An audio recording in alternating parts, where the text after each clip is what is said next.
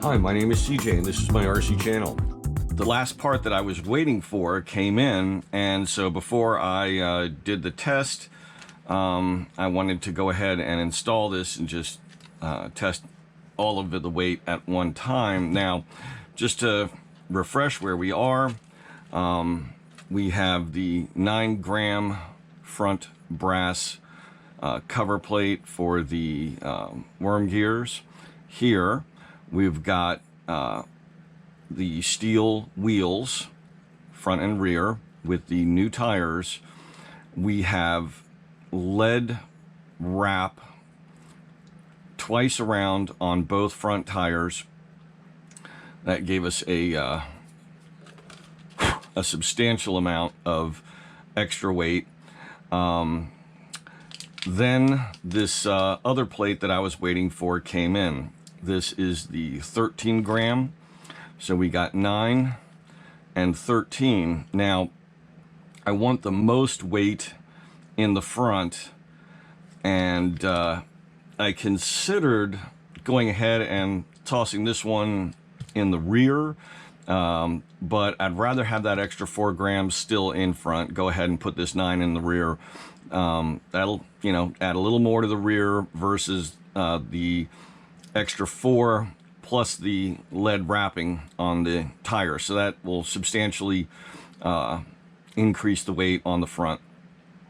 So I'm going to go ahead, I'm going to take off the one control arm bolt here so I have access to the pumpkin. I'm going to go ahead and take this off. I'm going to swap it for this one, and then I'm going to put this one on the rear. Now, they give us a little aluminum skid plate with their logo on it that bolts to these two side bolts. I'm going to see how much, if it's like right up against the edge here, I might put it on for aesthetic value, but I might not. I'm not sure it's really worth having that, although they do square off the base here pretty hard. So I want to kind of compare these two pieces, and I may actually leave this in front. In fact, now that I'm really looking at things up close, they in furtherance of making sure they made the 13 grams, they squared off this bottom end here. Let me go ahead and cut this out of the bag so it's a little clearer. And I was really leaning against using the skid plate anyway, because anything that lowers the pumpkins, that kind of takes away ground clearance, and I can see why they did it or offered it, because they have squared this off and that kind of becomes something to run into. So here's that little skid plate, and it would mount very flush. But at the same time, I don't like the way that this widens the pumpkin and has the sharp edges for things to run into and catch. You know, whereas this one's very discreet. It's no bigger than it needs to be down here. I wish they could have added that extra bit of weight up top on either side where we've got the servo, and you know, and it wouldn't be in the way. Although, you know, putting the extra weight down here lowers it, but there's only so much ground clearance on this little sucker to begin with. I mean, do we really want to take away? We're not going to be lowering it really with just this. We're going to be going left to right. And then we've got this little skid plate down here, which would be like this. And the skid plate looks like it's going to be flush. It doesn't look like it's going to add any more than about a 0.5 millimeter. But it still just seems like one more thing to catch grass or anything. I mean, realistically, you can't run this through much in the way of thick grass or even too much thin grass, or it's going to get snagged. But I mean, I kind of like the look of the little skid plate. I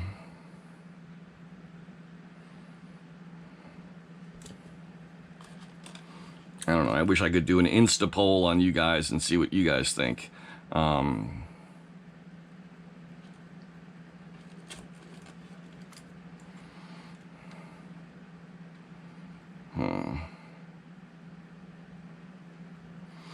don't think it's that big a deal as far as adding a little extra width down here on either side.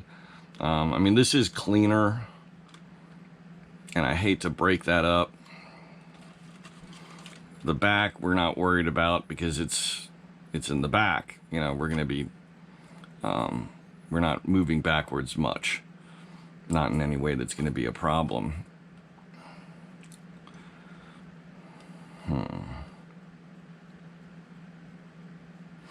Okay, here's what I'm going to do.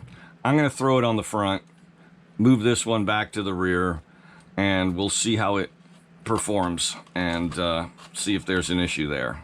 And if it catches on stuff, if it's collecting, you know, dirt and weeds or whatever, then I'll switch it back around and leave the skid plate off in the rear. But I guess we'll give it a try, see what happens.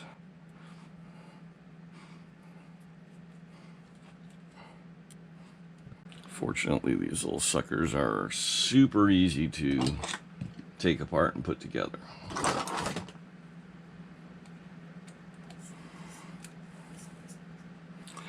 By the way, my Axial Capra is almost finished. The build videos are going to be coming out soon, so check it out. Please, please check it out. Please click like. I need views and I need subscribers. Subscribe, and more importantly, share. Let your friends know about my channel. Send them a link. Ask them to subscribe, please.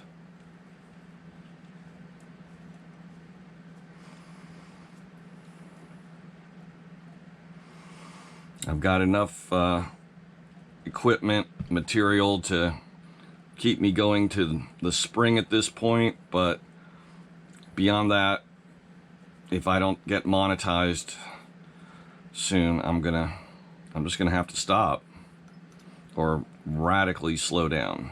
I'm trying to get you guys, you know, 2-3 videos a week, and it's a lot of work, a lot of time. I don't mind putting in the time. I'm happy to pass on all the knowledge I have. When you guys comment, I'm always happy to answer. I try to get to you guys quickly and pass on at least as much information as you ask for, if not more. But I need your help.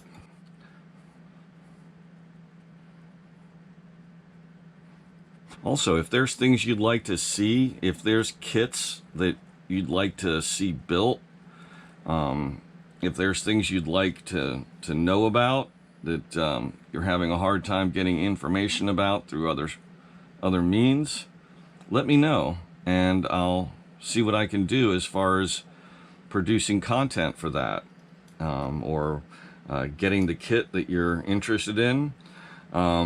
If it involves nitro, I'm probably not going to be able to go that way. That's just a bridge too far for me, unfortunately. I am physically disabled. I can only travel so far to so many events, and those races are just too big, too involved. There's too much to bring with, etc. for me to be able to get involved in nitro.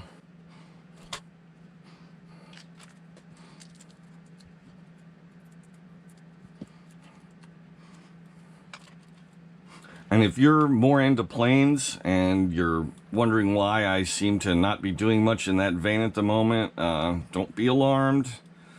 That is not going to change. I am still heavily into airplanes and will continue to be for a long time to come. I just, it's the tail end of the racing season, and I'm trying to finish off strong on the on-road cars, and it's very time consuming, along with all my duties as far as producing video for you guys, to be maintaining the cars every week, and physically getting myself all packed up and out to the track. So I am forgetting the long screws are on the top. That's right. I'll find out for sure in a second if they start to bottom on me.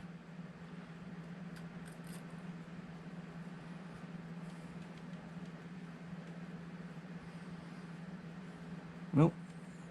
Long screws are on top. That's right.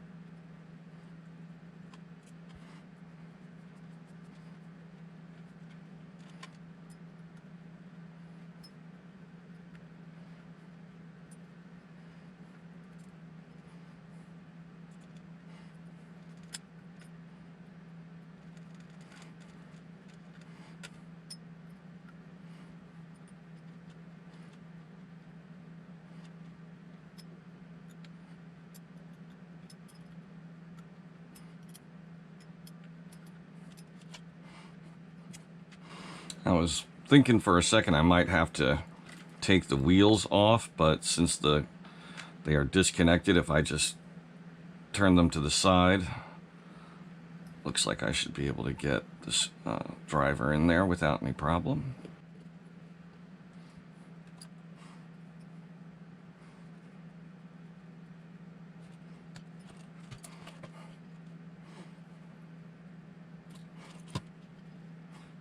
Oh, again, this is a hot racing product, just like most of the stuff I've been putting on.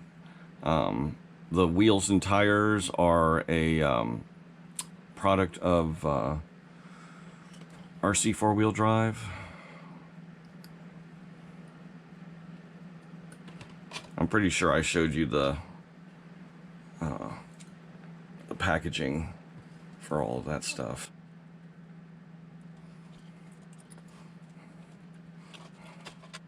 So there's how it looks. It is a little wider, and like I said, we did lose 1 millimeter of clearance, or a 0.5 millimeter, but they did design this so the aluminum plate is right up against this. There's no air gap, and that's something I was concerned might be the case, but it is not. They did a good job.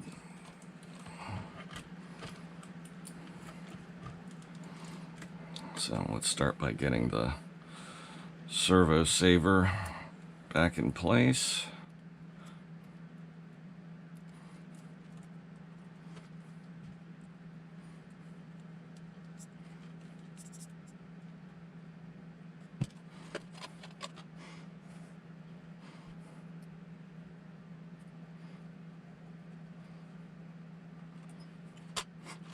Oh, by the way, the battery seems to make a big difference, and I think I've figured out how to make a new battery tray. I'm going to use 2 methods. The first method is just going to use some black modeler's plastic and some it's a type of glue that basically fuses the plastic together. I can't remember the name of the type of plastic. You can get it at hobby stores. In sheets, it's usually available in white, comes in flat sheets, tubes, angle pieces, things like that. Anyway, I'll get you details on that when I assemble it, and then I'm gonna take my time and design one and 3D print it, and I'll make those 3D print plans available.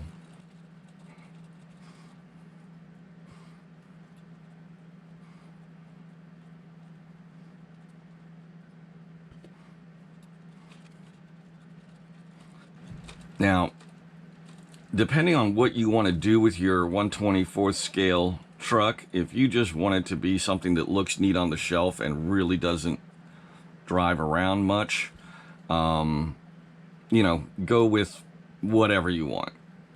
But if you want to be able to go crawling, and you want to be able to, you know, see what it really can do, avoid putting any weight up above. Don't put weight into the body. Don't put in extra lights and things that are going to weigh down the upper part of the body, because this is such a small vehicle that even a few grams up high or even in the body area makes a tremendous difference in its ability to stay on its tires. So, and you can say that, you know, well, I'm compensating by, you know, adding more weight down below. You could put, you know, 3 or 4 wraps of that lead strapping material that I used and do it all 4 tires, and then the thing isn't going to move because it's going to be so heavy that that little motor is not going to be able to turn the tires. It's not going to be able to make it move. That's why I didn't put lead in the rear tires yet. I wanted to do this a little bit at a time, incrementally, and see where things go. Now I know that right now I'm doing a handful of things together. You know, I'm doing the lead on the wheels, the steel rims, and these 2 pieces. But oh, they even provided the bearing, and it's already in place. I didn't even notice that. Oh, wait a minute, I did that. Uh-oh. I didn't put the bearing in front. I need to take that apart. Damn. I'm sorry, I was so busy talking that I made a major faux pas there. I'm also going to add a little bit of this grease back here, and I know it looks like I just put in a lot. I'm going to get rid of some of that, but it'll spread its way around with the worm gear.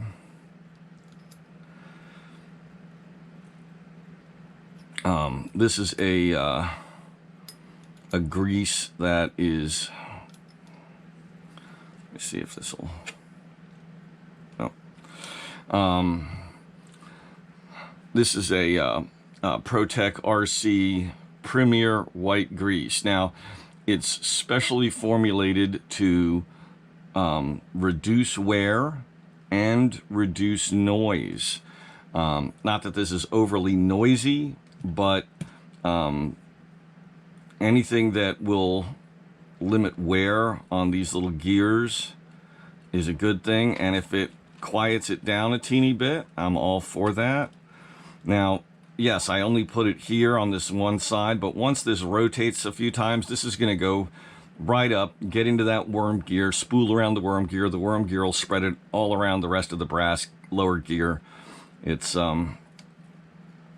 all gonna get mixed together soon once it starts to run.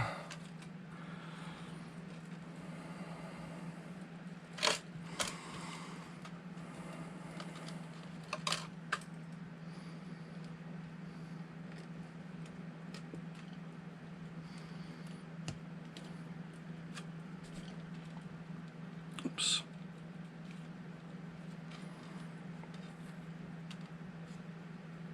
Okay, well, that was a learning experience. I see how they hook up that shaft there. And as long as this thing is disconnected from the motor here, I can twist the worm gear and spread that grease around.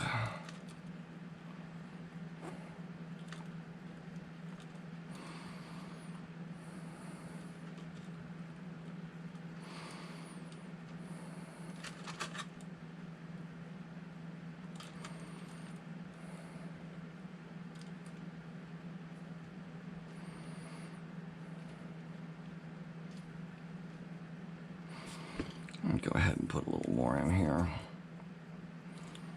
Don't want to pack it.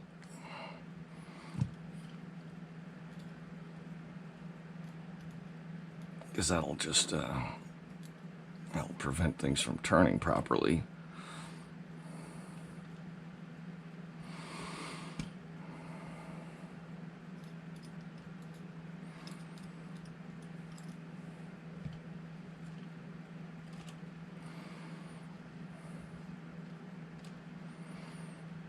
Wow, that actually does seem smoother.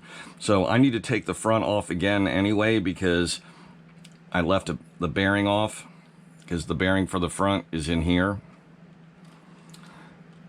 And I wish it was easier to show you this because this is everything's black, so it's hard to show how the linkages are actually attached, the top linkages, to this little piece that goes over the top of the pumpkin like that. So if you break it, you can replace it, which is neat.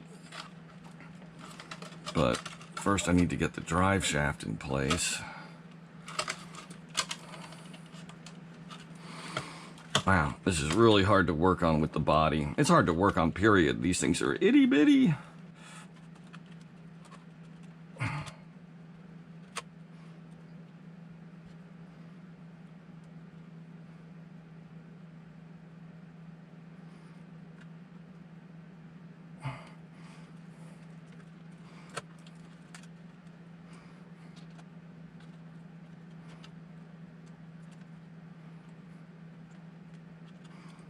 There we go.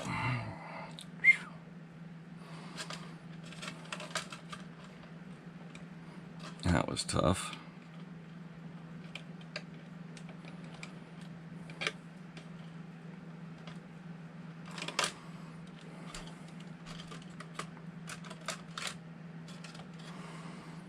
Okay, so need to hold that down like that while I snap this in place.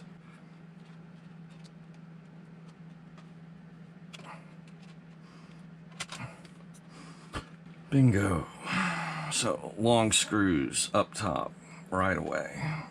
Get those through.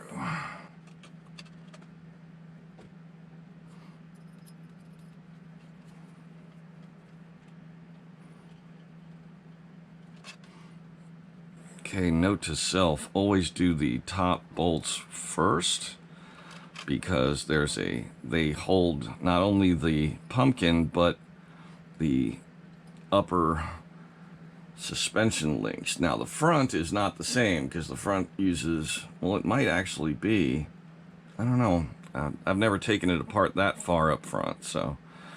But back here there's a little plate that goes over the axle, and I would assume it's the same up front because they're probably using the same pieces.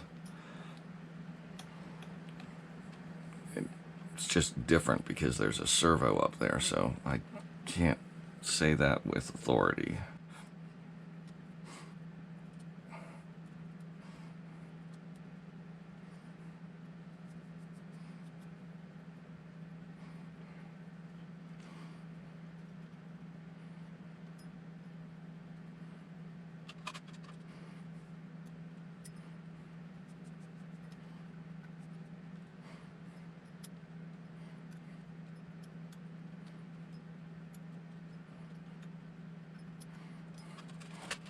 Okay, back to the fronts.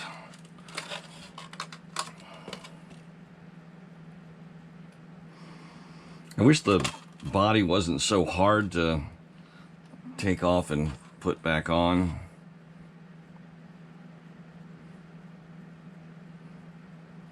You know, if I did the lower, I did the top screws the last time, and getting the body attached to that hinge was just like pulling teeth. The lower ones might not be as bad, but I'm not going to experiment with that right now. I'm just going to work around it.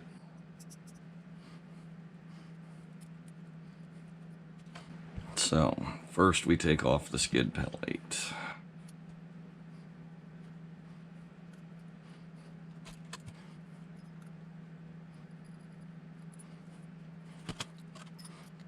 I'm really glad I noticed I forgot that bearing.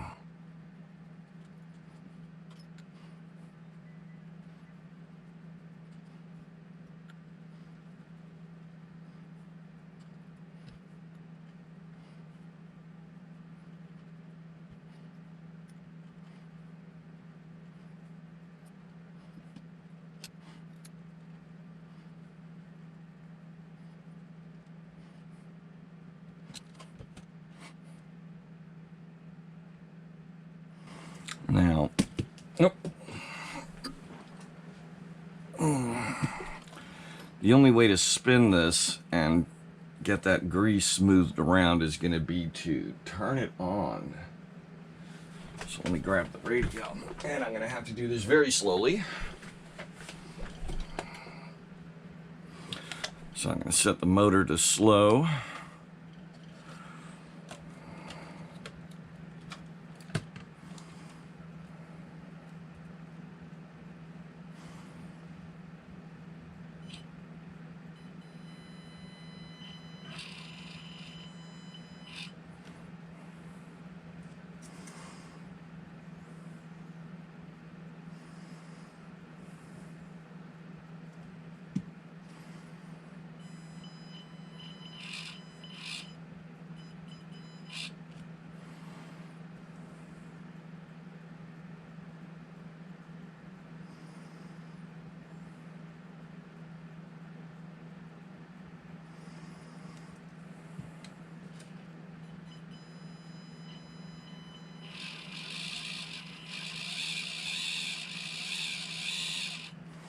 Good. Very nice.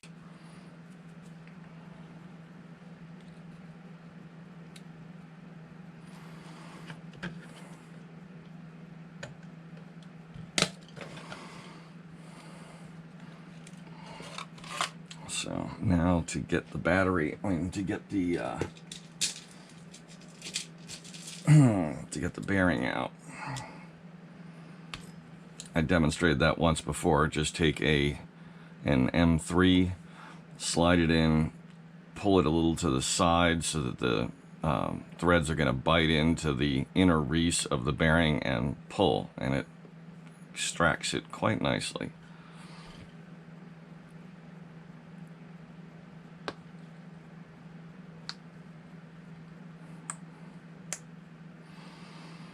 Okay, it seats in just fine.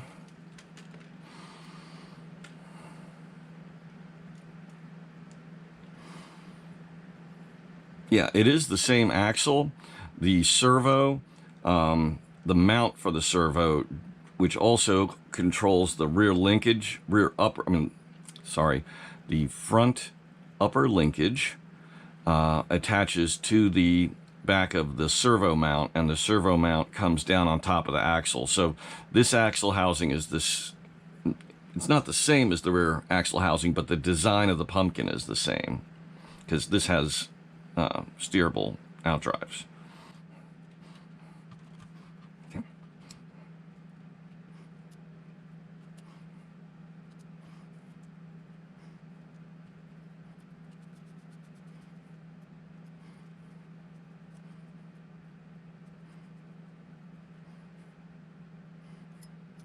Oh, I just had a thought. I'll tell you in a second. Let me screw these on because I want to get a close-up on this and show you. I've been wanting to figure out a way to do this.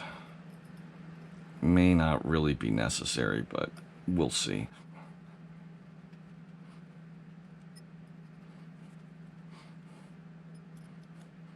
Remember, gentle.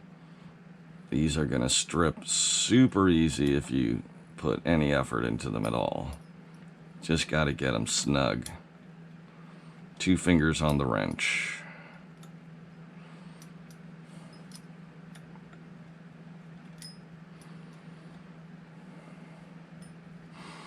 Okay, what I wanted to show you, what I was thinking. You see how I may have to, well, I'll just see if we're in close here. Okay. When the suspension comes up, the servo hits this bar right here. It's part of the this plate here that attaches at these points here and here, and holds the receiver.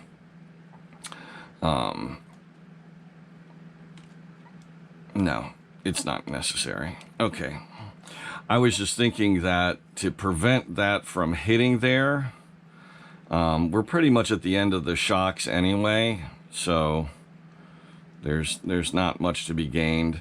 But my thought was that could put a 1mm spacer on either side in between the servo and the servo mount, moving the servo forward, and that would prevent the servo from hitting that bar, because it is just touches it. If it was forward, well, it would take more than, it would take about a 2mm, but there's space up front, and it would move this arm out a little bit, but a slightly longer screw and a spacer on the linkage there would make up for that or compensate. So I don't know, just a thought.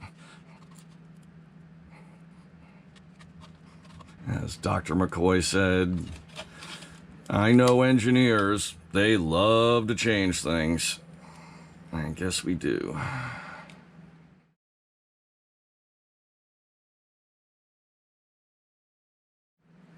So I think that's everything. Let me just pack this stuff up. I'm going to put on a freshly charged battery, so I've got max power, and we will test this out.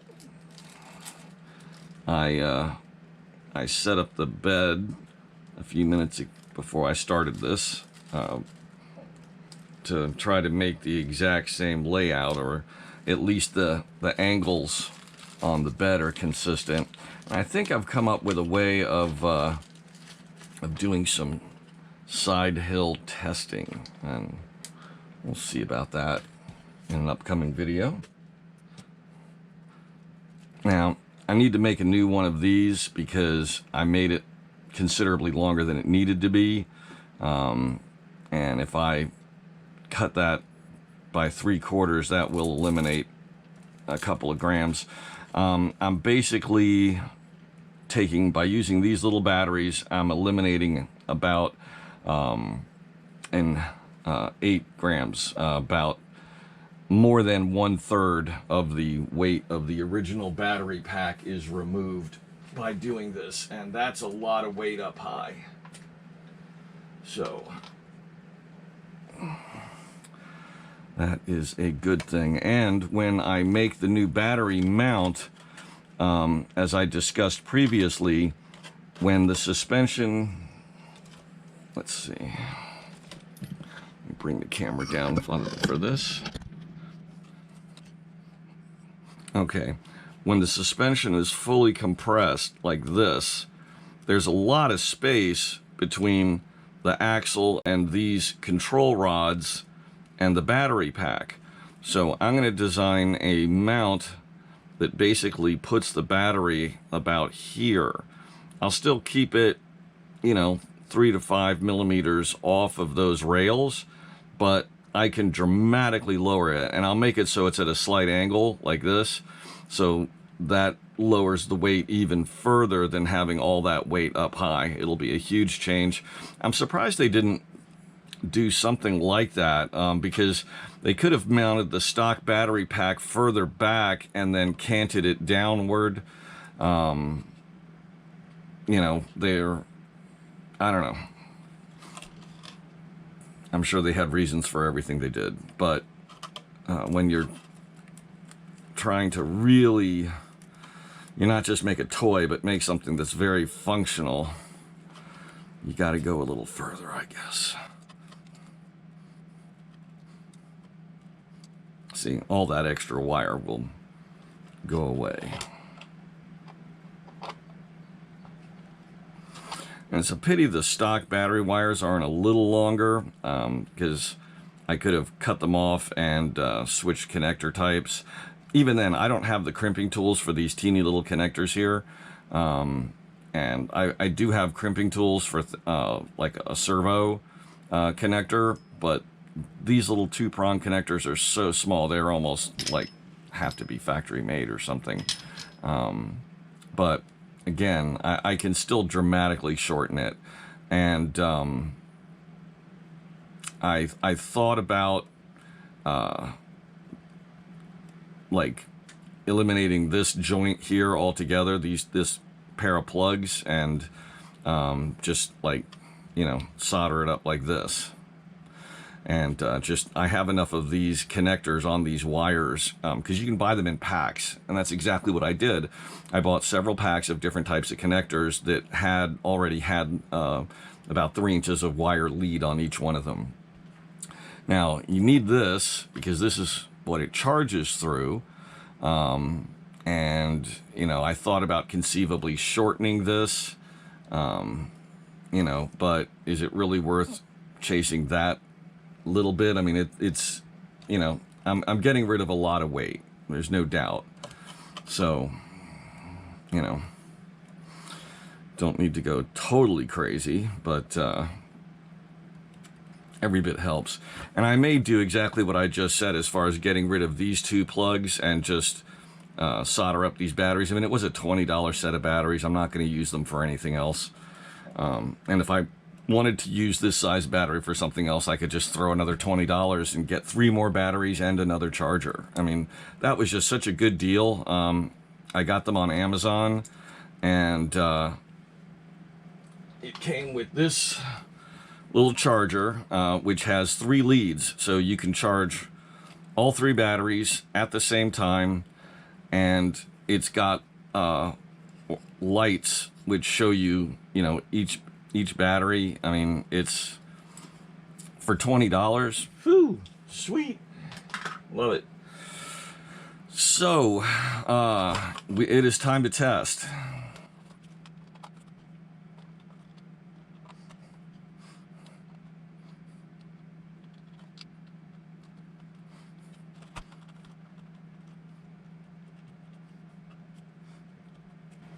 I was just looking at the amount of sag that this has, or droop.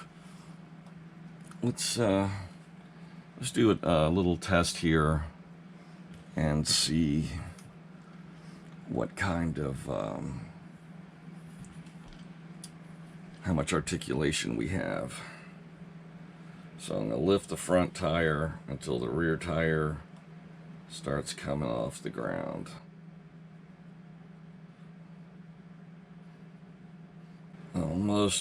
Almost 5.5 centimeters of articulation. That's really impressive. I was just thinking that, you know, maybe having a slightly stiffer set of springs or some spacers would raise this up a little bit, and, you know, that is kind of defeating all the weight reduction. But the main reason not to do it is, or putting a stiffer spring there, is you would get rid of a lot of that articulation, and that articulation is what is going to make this such a nice crawler, because its ability to keep at least 3, if not all 4 tires on surfaces, all getting traction and pulling, is what is going to make this really slick. So here we are back on the snowy peaks of Mount Sleep Number. And this has been the test track for this and the other vehicle, and it seems like a decent way to test. This angle is a real killer, well, let's just see how it goes.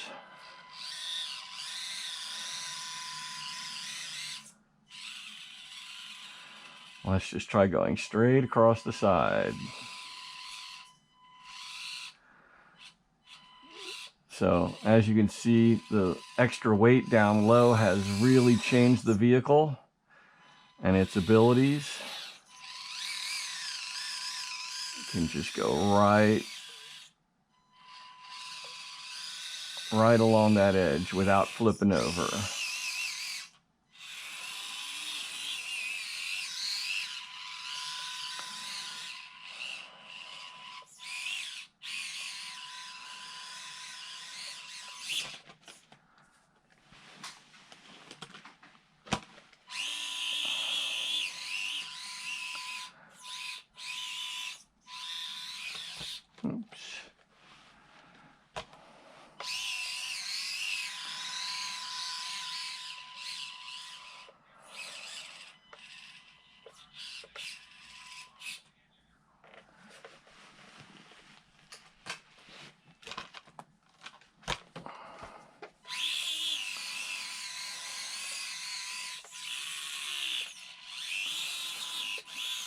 Well, that's the main test. I mean, the main test is to see if this thing can maintain angles, and it certainly can.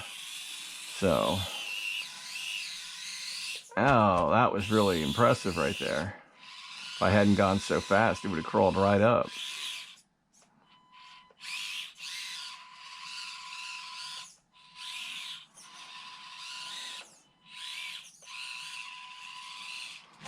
Yeah, there's no way it was going to get over there. Anyway, I think you get the idea. Huge gains in performance have been had.